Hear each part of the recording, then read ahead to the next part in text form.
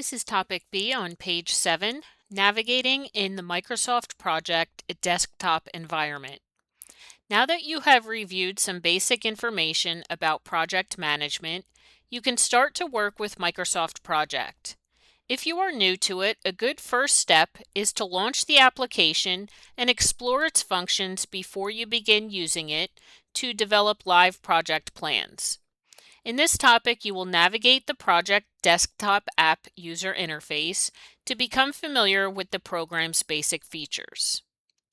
Microsoft Project is a powerful project management program that enables you to create, present, manipulate, manage, and analyze project plans. Project's extensive features give you control over a project's schedule, tasks, and resources.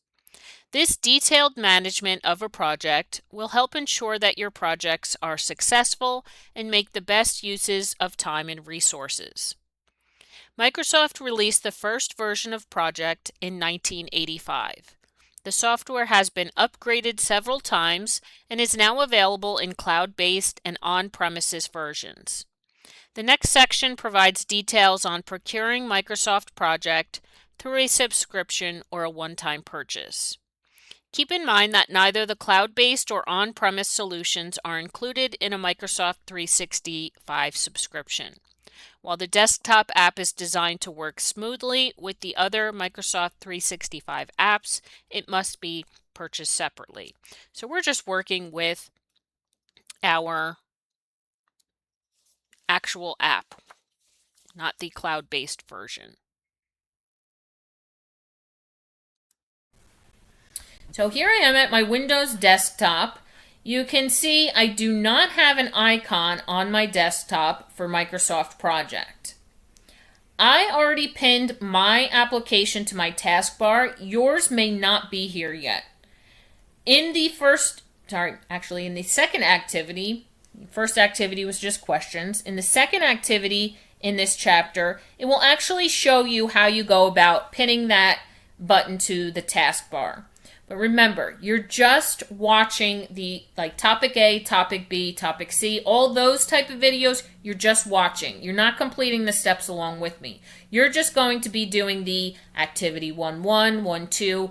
Those videos you're actually going to accomplish. Don't do any of the steps that I'm doing in just my description part, okay? Because I don't want you to mess up your activity files, because I'm going to be jumping back and forth. I don't want you to get confused on your own files. So again, I'm going to repeat. I'm going to put it in the description in Google Classroom as well. So everyone, hopefully catches that. Usually there's at least one person that will still, be a little thrown off. So I'm going to repeat it, 5 more times if I have to. Just do the steps in the activity files, not the lecture or description videos that I post. Those I just want you to watch so you get an idea of what you'll be doing in the activities. Okay? So this is a description video. This is a lecture video. You're just watching. So don't worry if your icon is not pinned to your taskbar yet. Again, the next activity, the steps will go through and show you exactly how to do that. Okay, so I'm going to single click on this icon on my taskbar, and this is going to launch my project program. And this takes you to what we call the start screen. The start screen is the first screen you see when you open Microsoft Project Professional. The start screen contains multiple options to help you get started with using Project. To the left, in this dark green pane, you have a section shown as Recent. And here you can click on, these are all the files that I've recently had open in this program. So if I wanted to reopen them, I could just click on it and it would launch that particular file. You've never used Project before, so you will not have any recent files shown when you do launch this program. Okay, and then below this, you have a link to open other projects. This is where you would go to navigate to a file that's saved on your computer. So you can see when I click on that, it takes me to my open screen. And then I would be able to hit my browse button and I would navigate to where my files are saved. So remember, for all of our files, we want to click this PC. Then I would double click on my home drive, first initial, last name. And these are all our subject folders. You would scroll down and find the Project Part 1 folder. So when you open that Project Part 1 folder, then you have some subfolders. Now I go through this when we eventually open a file in here. So I will be repeating myself. But these are broken up into the different chapters within Project. So chapter 1 is Getting Started with Microsoft. You can see there's no Getting Started folder here. That's because we don't open up a specific file that's already saved here. We actually create one from scratch. But chapter 2, I believe, is Defining a Project. Yes, we actually open up a file in chapter 2 in one of the exercises. So for that, we would go into Defining a Project, because that's the title of chapter 2. And you can see I have a file saved there. And then 3, I think, is creating, let me check. Yeah, creating and organizing tasks. This is the chapter 3 folder, because that's that title. Okay, so that's how you navigate around, and this goes throughout all of your Microsoft programs, not just Project. They're all organized the same way. You go into the actual subject folder, whatever that's named. Then you go into the chapter folder of whichever chapter you're currently working on. Okay, so to open up a file, I would go into whatever chapter I'm in, double click on the file, and it would launch that particular file. I'm not opening a file right here, so I'm going to cancel this out. Just wanted to show you that screen. Back on my start screen, I also have the option to search for a template. So if I'm not starting from scratch, I could actually use a template, which is kind of like already a pre-formatted file for me where I can go in and customize. So if I was doing, let's say, construction, I could type that in, search for it, and there's 2 different projects here. We have commercial construction and residential construction. When I click on one of these, it gives me a little preview screen of what it will look like and a little description. Use this template to plan an office building construction project from contracts through final cleanup and occupancy. So again, just like we have templates for like Microsoft Word for making different documents, we also have templates for our project files as well. So it gives us the basic foundation, and then whatever tasks we have to complete for our project, we can go in and customize that to our liking. So it's a good starting point instead of starting from scratch. I would select the start date.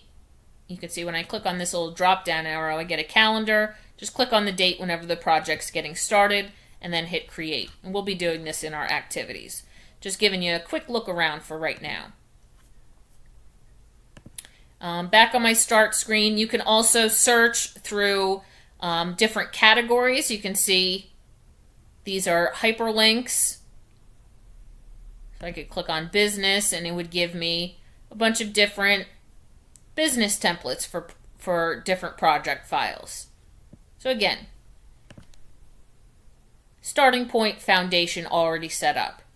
And then I can also create a blank project. Click on this, blank project file. You can see nothing is input here as of yet.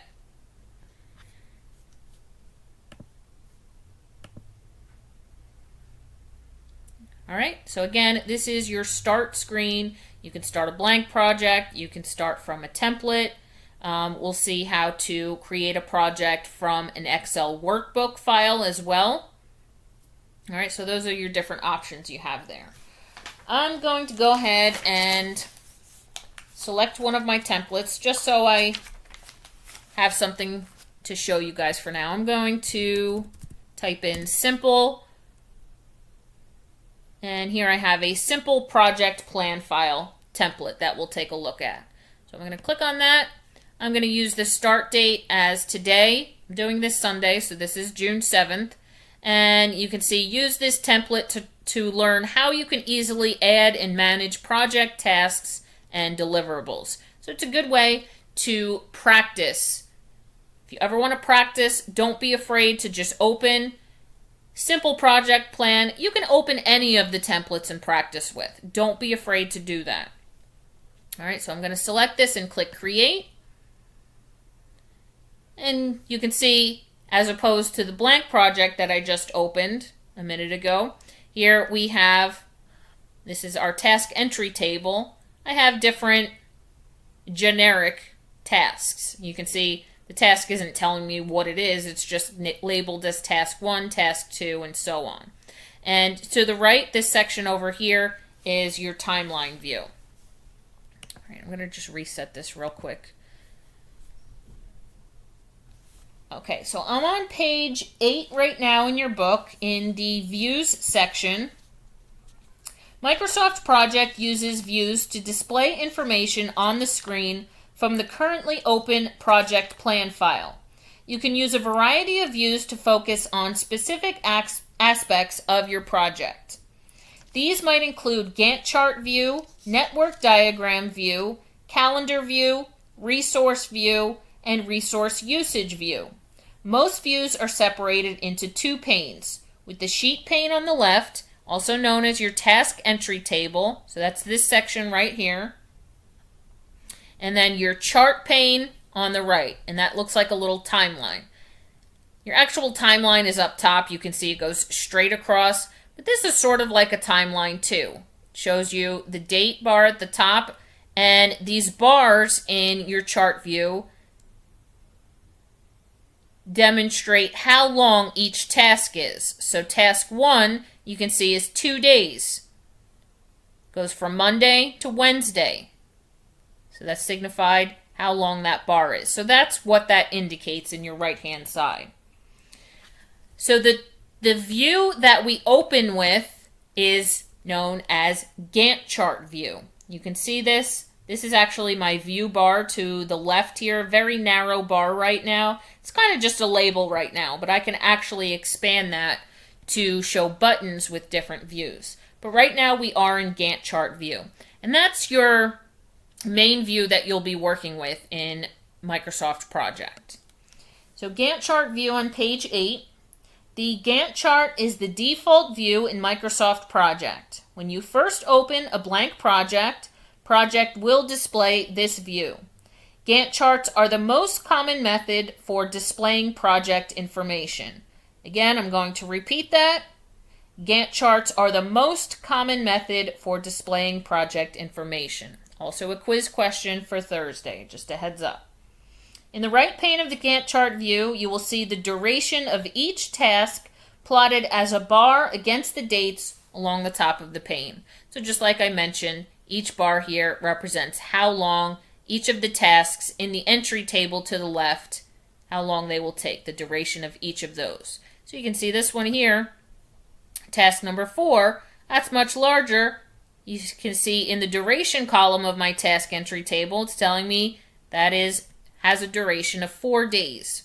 And there's actually more columns shown here. I go through this in the activity as well. If I hover over this dividing line between the task entry table and the chart or the timeline to the right, if I hover over that, I can actually click and drag that to make my task entry table a little larger, because I will be needing these additional columns here. And you can see it shows the start date for each task. So task 4 I'm on right now is scheduled for June 18th, 2020. Since it's 4 days duration, it's going to end on Tuesday, June 23rd. Okay, so that's a great thing about Project. You set up all of your tasks, how long each is going to take, and it will schedule them for you, depending on your start and finish date for the whole entire project. Okay, page number 9, we have the view bar. Selecting a button on the view bar changes what is displayed in the view. The most commonly used view buttons are shown at the top of the view bar. You can see additional view buttons by selecting the down arrow at the bottom of the view bar. By default, your view bar is going to be hidden at first. Like I mentioned, this little label here of Gantt chart If I actually right click on that, it'll bring up a context menu for you. This shows all of your different views that you can switch to. You can see right now Gantt chart is checked off because that's the one I'm currently on. But you can actually also turn on your view bar by clicking that last option in that menu. Now you can see that label of Gantt chart actually turned into a menu of different icons. So I can easily switch to the different views. Calendar view, you can see it's going to change my screen. Gantt chart, which I was just in. Network diagram.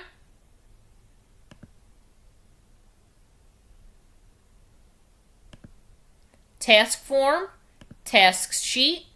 I'm not going to go through each of these. You'll actually be doing that in your activity. But just take a look around and click on each of those. And I know it's very tiny, but there is a scroll arrow at the bottom. You can scroll down and there's a bunch of additional views that you can take a look as well. So that is your view bar. And again, to activate that, you can see just right click with your mouse. You can see view bar is checked off now because it is visible. If you wanted to collapse it, select it again. You can see it's back to the label. Right now I'm in task sheet view. Okay? And if you ever want to jump back to Gantt chart view very quickly, up on what we call our ribbon, we'll go through this in a minute. On our task tab, you can click on Gantt chart, and that will take you back to your default view. Okay? Up in the top left-hand corner of your screen, those of you who have already been through some of my Microsoft program courses already, we know that this toolbar in the top left-hand corner is what we call our quick access toolbar. As its name implies, the toolbar enables you to rapidly perform those Microsoft Project professional commands that you use most often, such as save, undo, and redo. I'm going to reset mine real quick. So by default, you'll have this little floppy disk icon. That's your save button. You'll have your undo button. If you do a step and you made a mistake, you can hit undo to clear that out. And then you have your redo button to the right of that. So 3 default buttons here. But you can actually customize this toolbar. You can see it has a drop-down arrow all the way to the right.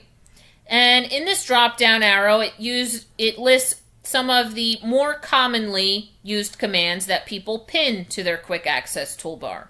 You can see new, open, save is checked off because it's already shown up there. Save as, email, quick print, print preview, undo, again that's checked off because we already have it up there. Redo, checked off because it's up there. View, and touch mouse mode. So if I wanted to put let's say the open command, that's the same as going to File and Open to open a file. I could click that drop down arrow, select Open, and now that icon is on my quick access toolbar. So instead of going through the steps to navigate there, I could just click on this icon, takes me directly to the open screen. And if I hit that drop down arrow, you can see now it's checked off because I have it pinned to my quick access toolbar. If I didn't want it there anymore, just select it again, it will uncheck it and remove it. Okay, so that is your quick access toolbar. All right, and then what we have is our ribbon. This is on page 10 of your book. The ribbon at the top of the window is where you will find most of the controls used in Microsoft Project Professional. The controls are grouped into 6 basic tabs. So your ribbon is this main command bar, all of this section here. This is what we call our ribbon. You'll have this command bar in all of your Microsoft programs. You'll get sick of hearing me describe the ribbon and what a tab and group and a command button is, but I have to go through it every time for anybody that's new that's coming in that hasn't learned it yet. So again, our ribbon, and it's broken up into tabs. We have our File tab, And our File tab is the only one. You can see if I click on the other tabs, it just changes the command buttons that are viewable. But the File tab is the only one that's different. And this takes me to what we call our Backstage view. And here you can access your different program controls. Opening up a new project file, opening up one that's saved on your computer, saving, printing, sharing, those kind of options. To get back to your main screen of your file, you just hit the back arrow and it brings you back here. But your other tabs, again, you can see just the command buttons change on your main screen. So you have your Task tab, Resource, Report, Project, and View. These are your default tabs, these first 5. This one that's shown here is what we know as a contextual tab. And this changes depending on what you have selected. So because I'm in Gantt chart view right now, I get an additional Gantt chart tools contextual tab, which includes a format tab. If I was to change to task usage, you can see this tab changes my options because I'm in a different view, so I get different options. If I change to Team Planner view, again, different options. So your contextual tabs, they're not default. Those all depend on what you have currently selected. In Microsoft Project, the contextual tabs are based on what view you have. When we get into Microsoft Word, your contextual tabs will depend on what kind of object you have selected. So if you have like a table selected in your document, you'll get Table Tools contextual tab. If you have an image selected, you'll get your Picture Tools contextual tab. Chart Tools contextual tab. So in your other programs, it depends on what kind of object you have selected. In this program, it all depends on which view you're currently in. Okay? So again, your 5 main default tabs, and these darker ones where it has an additional title at the top are your contextual tabs. So within each tab, along the bottom, you can see they're divided. They have little dividing lines to separate the commands into what we call different command groups. So you can see on my Task tab, I have my View group, Clipboard group, Font group, Schedule group, Tasks group, Insert group, Properties group, Editing group. And then within each group, you have your different command buttons. So these are your different command buttons. Some command buttons have drop-down arrows. You can see Paste has a drop-down arrow, which will give you additional options. Some are just buttons. Okay?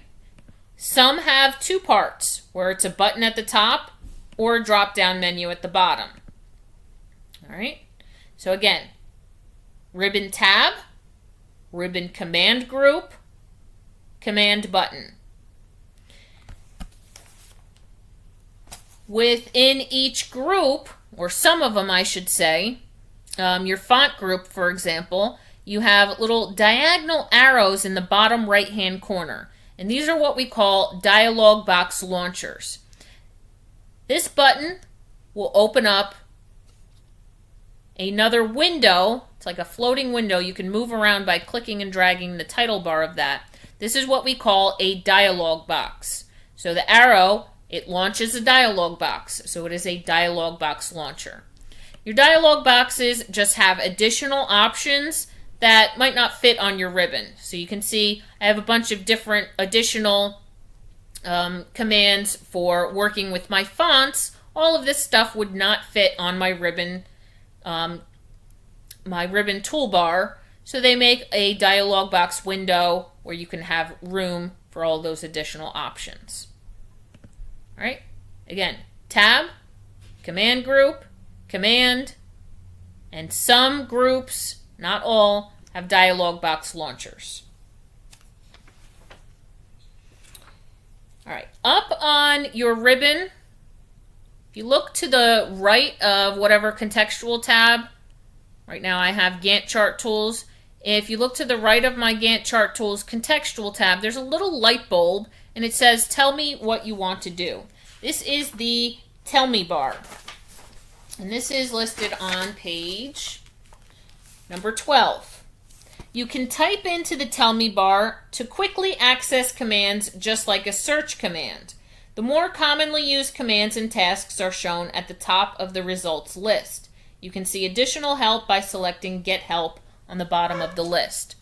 So if I was searching for a command on all of my tabs and I couldn't find what I was looking for, I could actually type it into the tell me bar, or the tell me what you want to do.